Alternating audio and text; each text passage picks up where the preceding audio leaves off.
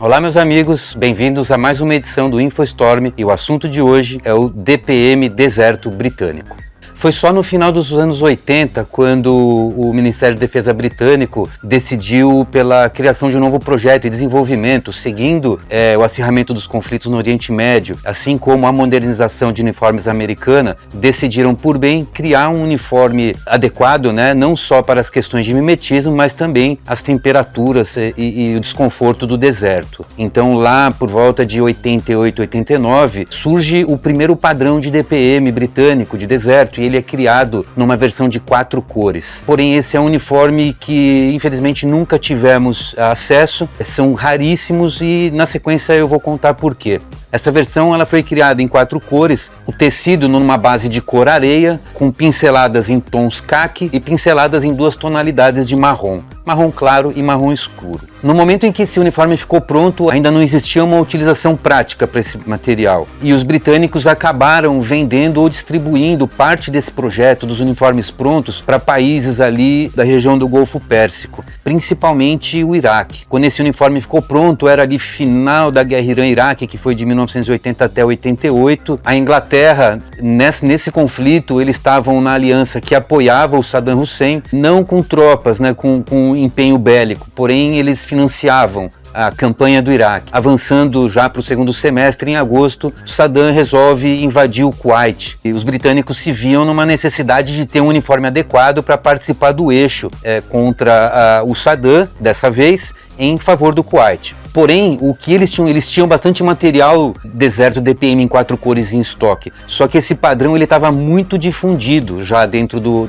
Oriente Médio, principalmente nas nações do Golfo Pérsico. Ele tinha sido o padrão original, ele foi visto com tropas do Iraque, ou seja, uniformes originais novos foram vistos com os combatentes iraquianos ainda nessa guerra. Além dessa versão, outros países criaram versões 4 cores com tonalidades diferentes e até padrões em 3 cores. Então, isso a princípio dificultou bastante para os britânicos, e a única forma de manter a identidade do DPM, criando um padrão distinto do que já tinha, principalmente do inimigo, por questões de segurança, para não ser confundidos em batalha, eles se viram forçados a criar um padrão de 2 cores, o DPM, que era a única forma realmente de distinguir do que já figurava nesse cenário na guerra lá na invasão do Kuwait. O primeiro padrão era uma base de tan clara com uma coloração com pinceladas de marrom por cima. A vantagem para os britânicos é que, além do custo que se tornaria mais baixo pelo consumo de menos tinta, a produção do uniforme seria mais ágil, da mesma forma em função de menos tempo de estamparia.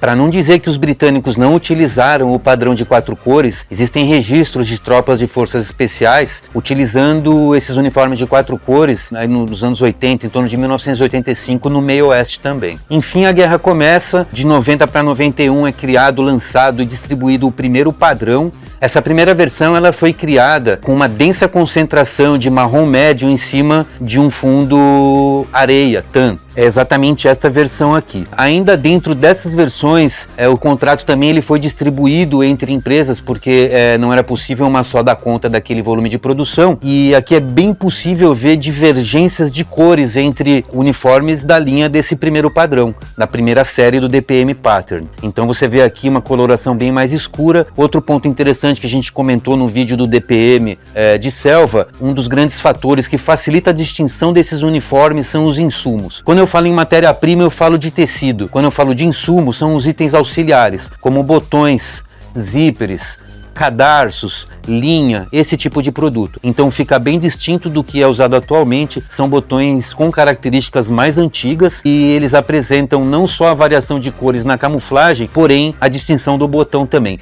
Ocorria, além da diversificação das cores, pequenas divergências também nos acabamentos. Como vocês podem ver, uma das versões ela tem o acabamento do punho em seta e a outra um quadrado. Isso ocorre da mesma forma e seguindo a tendência de sendo quadrado e seta na tampa do bolso do braço, tá? Então esses daqui são 2 versões da primeira série de padrões.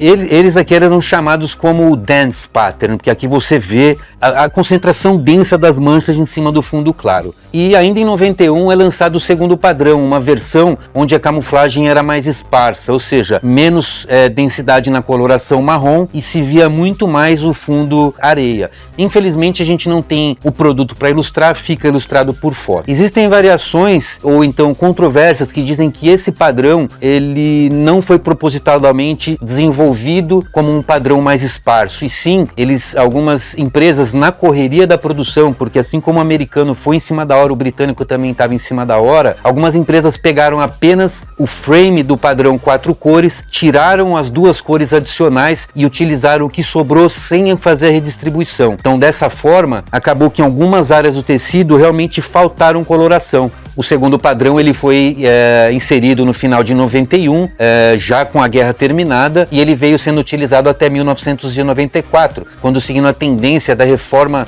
geral de equipamentos do Exército, o Ministério de Defesa lança o padrão P84. Conforme a gente explicou anteriormente no vídeo do DPM de selva, o P84 ele foi criado nas 2 versões, tanto de selva quanto de deserto, e a configuração era absolutamente a mesma. Essa inovação do P94 constituía em adicionar uma camada a mais, um conjunto a mais de uniforme dentre o que já existia, ou seja, os uniformes hot weather, ou seja, os para temperatura quente, eles permaneciam, e foi criada uma nova camada um pouco mais robusta, que eles chamaram de windproof ou temperate weather.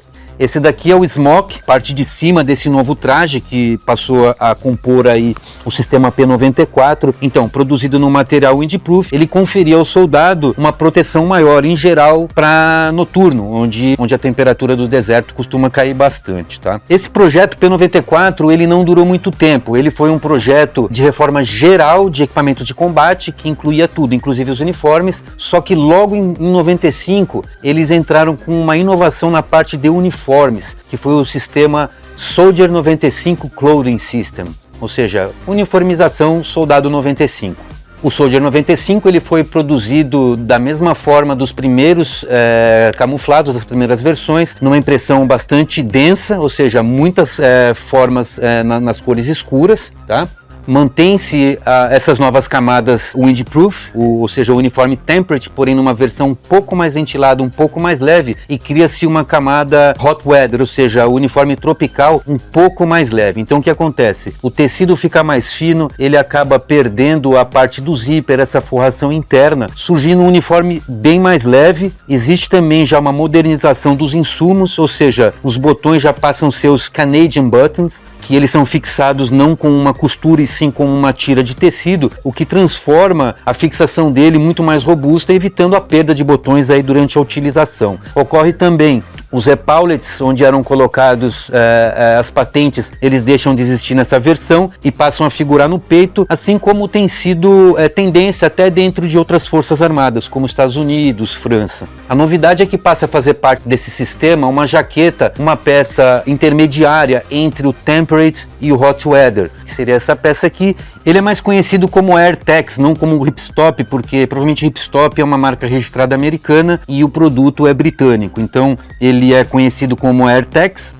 A diferença do Ripstop é que quanto mais você lava, a aparência é que ele vai ficando mais áspero. Eu não sei se dá para ver, talvez dê os pontinhos, eles vão ficando cada vez mais visíveis, tá? E o apelido desse tecido ele chama de tea bag, que seria saquinho de chá. Eu não vejo uma analogia tão tamanha, mas vale a pena comentar, né, caso vocês em algum momento leiam alguma coisa a respeito, tá? Eis que nos anos 2000 vem uma nova reforma dos uniformes e é lançado o novo sistema Soldier 2000 Clothing System, ou seja, Soldado 2000. O Soldier 2000 ele saiu uma versão semelhantíssima tanto na coloração quanto no corte. As únicas alterações que foram feitas são pequenos detalhes da construção. Esse daqui já é uma versão do Soldier 2000, uniforme inserido aí em 2000, 2001. Ele é um uniforme bastante leve, porém ele aparenta ter um pouco mais de fibra sintética do que os anteriores, que pareciam ser bem mais algodão. Mas eu acho que a maior indicação mesmo, a textura do tecido, que faz com que identifique, e a impressão das etiquetas, que elas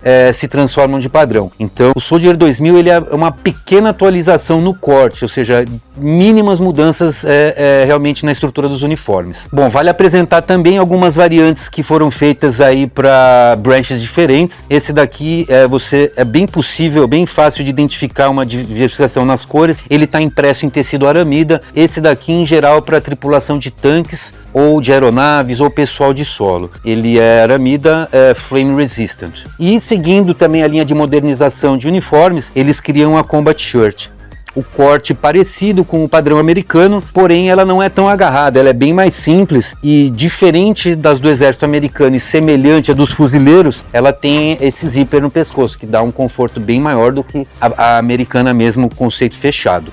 Bom, o projeto Soldier 2000 ele participou ativamente durante a guerra do Afeganistão, porém os britânicos aprenderam que esse uniforme não era adequado também para esse novo cenário e ele foi utilizado até 2016, quando por fim o Ministério de Defesa desenvolveu em parceria com a Crye Precision um novo padrão chamado MTP, muito semelhante com o padrão Crye Precision do uniforme americano, porém mantendo a distinção das manchas EPM. Esse é um assunto que a gente vai abordar no outro vídeo um pouco mais para frente. Nós temos na loja alguma variedade em padrões EPM de deserto em 3 e 4 cores de país do Oriente Médio e a gente vai reservar essas peças para gravar um vídeo especial sobre essas variações, ok? Obrigado, gente.